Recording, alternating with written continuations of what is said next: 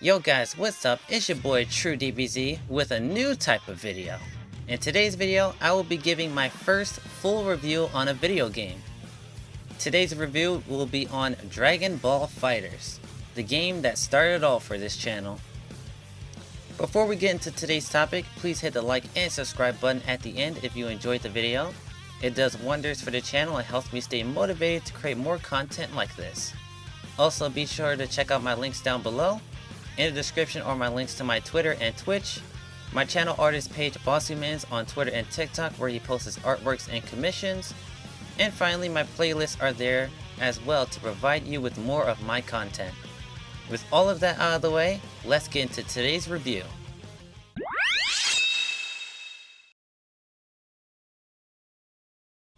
Dragon Ball FighterZ is a 2D 3v3 tag fighting game. Developed by Arc System Works and published by Bandai Namco, the game released on January 13th, 2018 on PlayStation 4, Xbox One, PC, Nintendo Switch, and recently on the PlayStation 5 and Xbox Series X.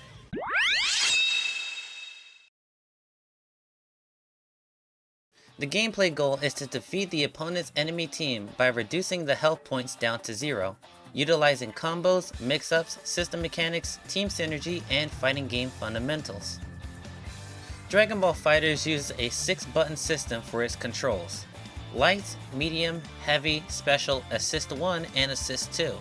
Controls from a fighting game standard is very simple, only using quarter circle forward, quarter circle backwards, and down-down inputs to perform special moves and super attacks. Dragon Ball FighterZ also utilizes the chain style inputs rather than the link style that games like Street Fighter uses.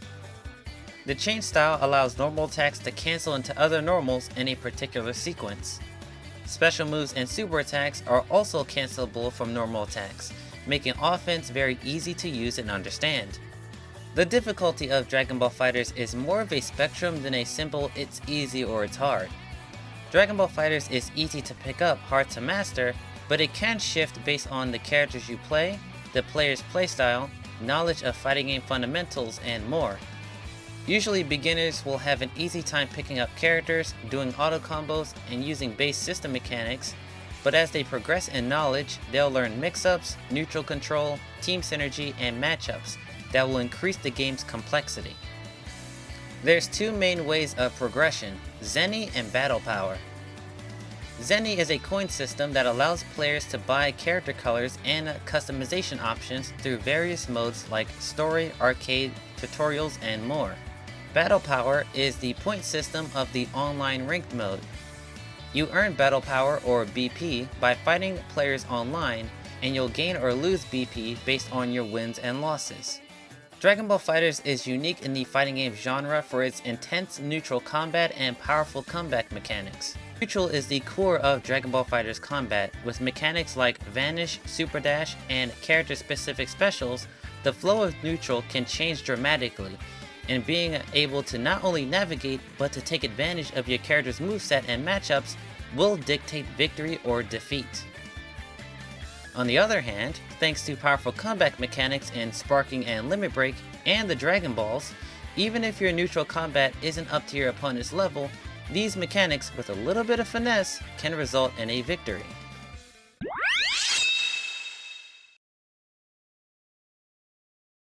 The game has a decent amount of game modes to interact with. Story mode tells the story of the Dragon Ball heroes and villains fighting Android 21. Arcade, where you fight the CPU with increasing difficulty.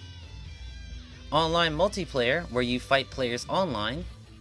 Local multiplayer, where you fight players offline. Tutorials that teaches beginner level information on game mechanics. The Dragon Ball FighterZ Bootcamp that teaches advanced level of information on gameplay mechanics. Tournament of Power, where you fight the CPU with special rules. Training mode, where you use to learn characters and practice mechanics. The replay mode, where you get to rewatch online matches versus players. The Z Trophy Room, where you use collectibles you've earned to customize a mini room. And the shop, where you use to buy character colors and collectibles. The story in Dragon Ball FighterZ has 3 arcs: Heroes, Villains, and Androids. The overall plot shared by all three is a new android named Android 21 is awakened within one of Dr. Gero's old labs. She rebuilds the dead Android 16 and gathers the Namekian Dragon Balls to revive many of the series' previous villains. Meanwhile, a device within an old Red Ribbon Army lab is activated and drains the energy from Earth's strongest heroes and villains to create clones that then attacks the planet. This device is also responsible for transferring the player themselves' soul into Goku and friends. It is up to you, the player, Goku, his allies, and his enemies to defeat Android 21 and save the Earth. Each arc has their own plot twists, character interactions, and endings. While there is no confirmation on which arc is the true story, by and large the community accepts the Android arc to be the true story of Dragon Ball FighterZ, while the heroes and villain arcs are just different interpretations or just filler. The Android arc holds huge plot points and lore like Android 21's origins, Dr. Gero's family connections, and why the clone and soul transfer device exists. From the gameplay side, you navigate a board-like map to fight CPUs to either save an ally or to level up your existing roster. You have the ability to equip items to make battles easier as well. Once you reach the end of the board, you'll either enter a cutscene or a battle to progress to the next chapter. You repeat this gameplay loop until you reach the end of the arc where you fight a juiced up Android 21 boss fight and conclude the story. If you ask any Dragon Ball FighterZ fan what's the most appealing part of Dragon Ball FighterZ story, most would tell you the character interactions and the cutscenes is the aspect that kept them playing to the end. The plot twists and new lore is definitely interesting and changed certain aspects of the overall Dragon Ball story, like Android 21's inclusion in Dr. Gero's family tree in the Dragon Ball Super superhero movie. But for most players, the character dialogue is the highlight for the story mode, as the dialogue between heroes and villains are filled with comedy and references to previous Dragon Ball shows, the original Dragon Ball Z, and Dragon Ball Super. The Dragon Ball FighterZ story is a fun adventure exploring the android's lore, with around 12 hours of content and gameplay and cutscenes. Any player that's even a little bit interested in the cast of Dragon Ball will find something enjoyable here. Dragon Ball FighterZ has plenty of multiplayer modes. The game has casual and ranked mode, which every fighting game player should be familiar with. Party match is where you make a room of 6 players total to fight in a 3v3 match where each player uses one character.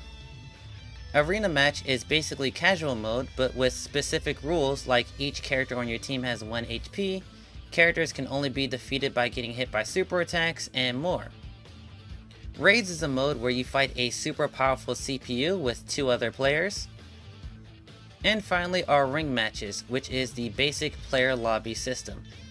Thanks to players' feedback, the new gen and PC versions of Dragon Ball FighterZ has access to rollback netcode, making online matches a smooth experience. Character balance wise, Dragon Ball FighterZ is in a near even state with a few overpowered and or quote unquote bad characters, but 98% of the roster is powerful and works well with each other thanks to buffs to the character kits, the 3 assist system, and previous changes to sparking and limit break.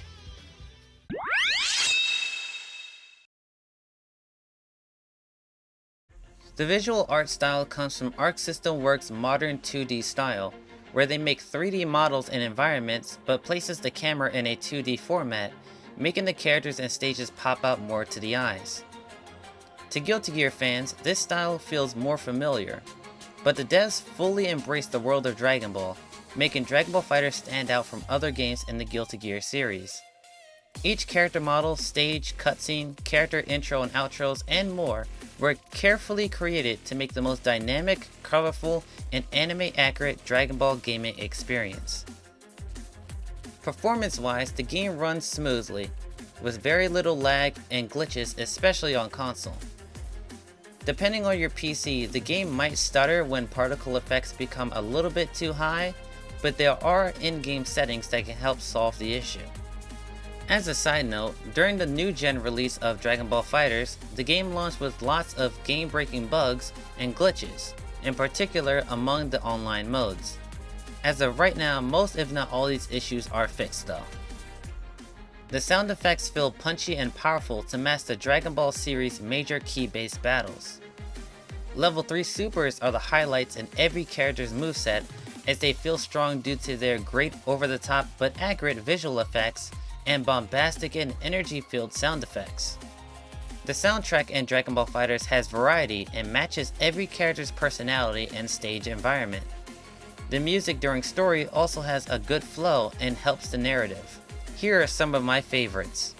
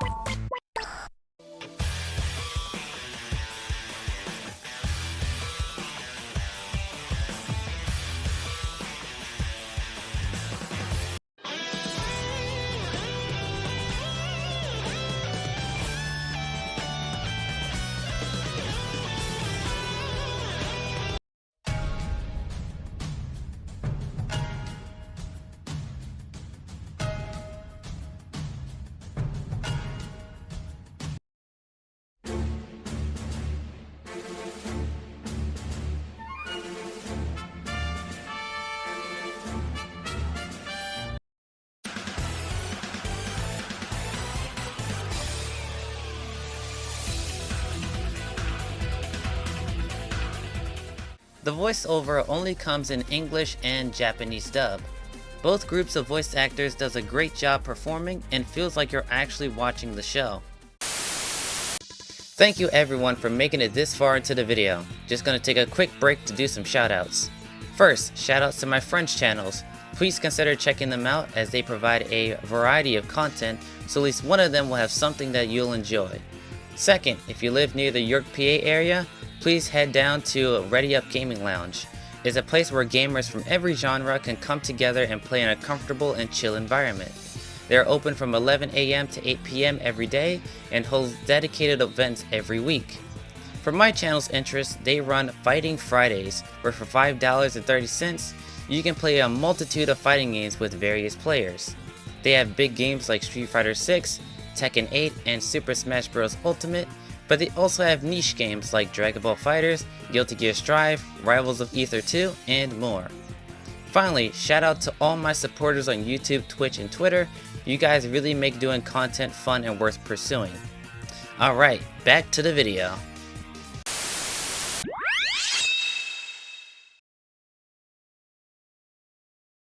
To begin, I want to cover my top 5 strengths and weaknesses of Dragon Ball FighterZ, starting with its strengths. Number 1 is the vast number of playable characters, 44 characters total and most of them being fan favorites.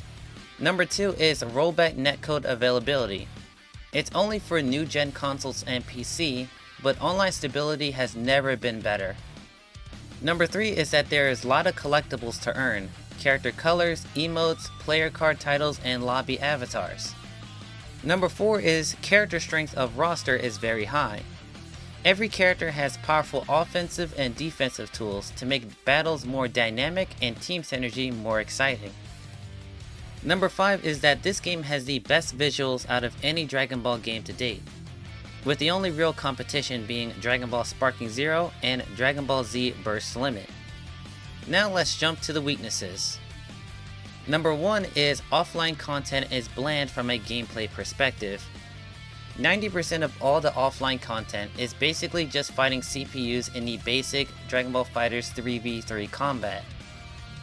Number 2 is that nearly half the roster is DLC, with no overall DLC bundle after 7 years of service, with a base roster of 24 characters and 20 DLC. Number 3 is that this game is considered to be a Discord fighting game.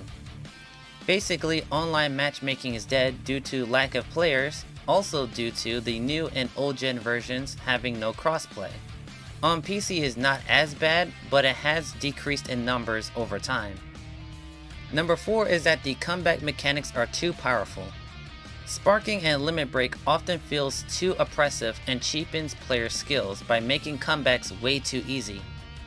And number 5 goes to the missing online features.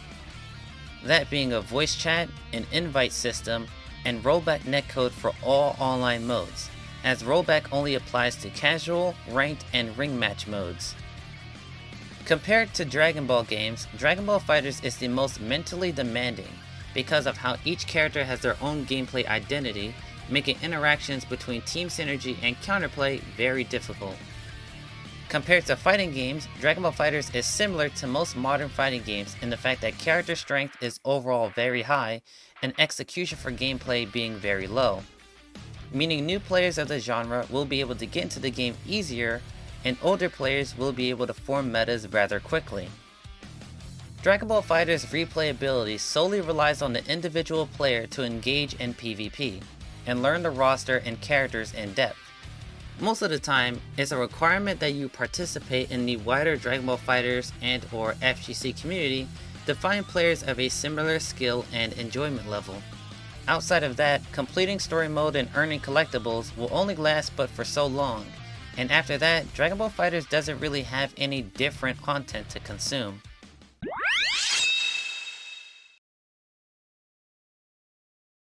My final score for Dragon Ball FighterZ is a 3.5 out of 5. Why I rated Dragon Ball FighterZ at 3.5 out of 5 is because this game does so much right, but with newer fighting games having been released, the competition for relevance isn't in Dragon Ball FighterZ's favor.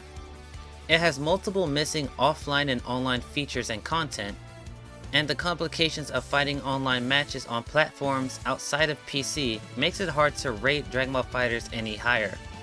The first 3 emblems goes to the fantastic visuals and music, the unique and complex character roster, and the fun and entertaining story mode. The 0.5 is for the inclusion of rollback netcode on PC, PlayStation 5, and Xbox Series X. I recommend Dragon Ball FighterZ to fans of Dragon Ball because the story mode is a fun time and the roster of characters that are available are all fan favorites. The gameplay is easy to pick up but hard to master, leaving plenty of space for growth if you decide to learn more characters and system mechanics. To fighting game fans, I'd only recommend Dragon Ball FighterZ if it's on sale and on PC. It is an old fighting game at 7 years old, and in general, the neutral combat and comeback mechanics is a gameplay style that most fighting game players don't enjoy. To the general gaming player base, what I said to the fighting game fans applies to you, but with the inclusion of fighting games, longevity relies on being invested to learn, practice, and play in PvP. So if that's not something you're into, then I don't recommend Dragon Ball FighterZ at all.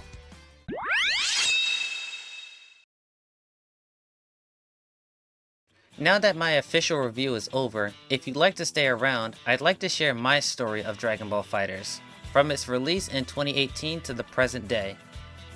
During 2016-2017, I was hard grinding and playing Dragon Ball Xenoverse 2, but over those months I started to dislike the game due to broken CAC builds and terrible online netcode. When Dragon Ball FighterZ got announced, it was like a gift from Santa Claus, as it was the fighting game I was looking for. Dragon Ball needed a game like Dragon Ball FighterZ because the arena fighters that came out before the Xenoverse series weren't that great, and with no 2D/competitive fighting games since Budokai. And yes, I know the Budokai series is more like Tekken, but you know what I'm trying to say. Dragon Ball FighterZ released with universal praise, and I was in the crowd with everyone. Even though over half the roster was unplayable and the rest was godly broken, I, Dragon Ball fans, and the FGC ate up Dragon Ball FighterZ in Season 1. It was around the beginning of Season 2 when my problems with the roster balance started to affect my outlook on the game, but my opinion was still overall positive. With no balance patches releasing in Season 2, a select few number of characters and strategies ran the entire Dragon Ball FighterZ gaming landscape. Snap loops with teen and adult Gohans, fuzzy mix-ups with Bardock and Android 18, double beam teams with GT Goku and Super Saiyan Goku, and uninteractable level 3 mix-ups with Bardock and GT Goku. Needless to say, Dragon Ball FighterZ was not in a healthy state to me during that time, and I had to take multiple week-long breaks because of running into the same teams and strategies online, and watching the same in tournaments just wasn't fun. Season 3 was a huge breath of fresh air, with a lot of nerfs to oppressive characters and system mechanics, while adding a new season of characters, Kefla, UI Goku, etc., and new system mechanics like 3 assists per character and limit break. I was back again playing the game, but during UI Goku's release, COVID struck, leaving the FGC in a bad state, where it forced players to compete online, and the major issue with delay-based netcode reared its ugly head.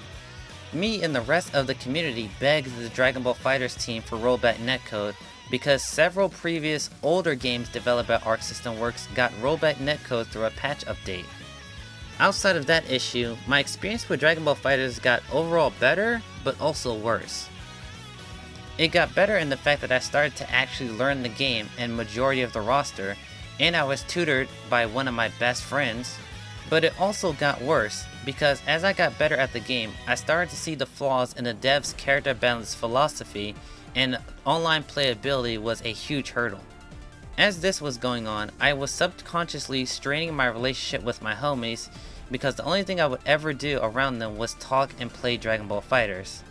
Skipping ahead to Android 21 Lab Coat's release, my motivation to play Dragon Ball FighterZ was at an all-time low. The community was a mess, the character balance was a mess, and online play was a mess. Labco 21 single-handedly destroyed the game and its reputation. With her addition and no further content released since, it felt like a slap in the face by the developers to not only release a DLC character that the majority of the players didn't want, myself not included, but to make her the most broken character ever released in the game's history, creating a toxic environment for all players. Even though I liked Labcoat 21 as a character and her story, I couldn't enjoy playing her because she was so overtuned. So I chose not to play the game until the announcement of rollback netcode. The promise of rollback netcode drove the Dragon Ball FighterZ community and myself insane, waiting for a year and a half for a good and stable online experience.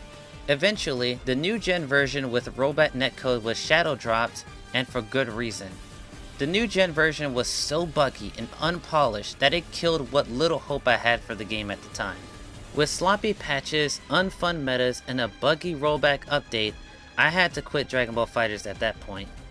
I stopped watching videos, I stopped watching tournaments, I stopped making content, and I stopped talking about the game in general. Now in the present day, the Dragon Ball FighterZ 2024-25 World Tour is over, and the last patch we got, as far as we know, is the final version of the game. With me in a different state of my life, being fully separated from the Dragon Ball FighterZ community, and with no failed promises or future expectations from the Dragon Ball FighterZ devs, I can finally give my overall thoughts of the game and stand by them. Dragon Ball FighterZ is one of the most impactful video games in my life. I've done so much thanks to this game. I've met tons of great friends, learned more about how to navigate online communities. I've become more proficient at being objective about my thoughts on game design and the game industry. And most of all, I've gained multiple hobbies in my YouTube/Twitch channels and being a loyal supporter of my local gaming community at the Ready Up Gaming Lounge. Even though my story may seem negative through this short version of it, my full story with Dragon Ball FighterZ has brought me so much light in my life that no matter how dark my perception of the metas, the community, or the game developers, my love for Dragon Ball FighterZ will never fade. And if we ever got a sequel, I'll be there to support the series that gave me so much. I love you, Dragon Ball FighterZ, and thank you for everything you've done for me. With all of that being said, I hope you guys enjoyed this review. If so, please support the channel by hitting the like and subscribe button. Remember to check out my links down below in the description. And if you have any more games that you want me to review, be sure to link them down in the comments down below. That's all I have for today. So have a good evening everyone, and I will see you guys in the next video. Sayonara.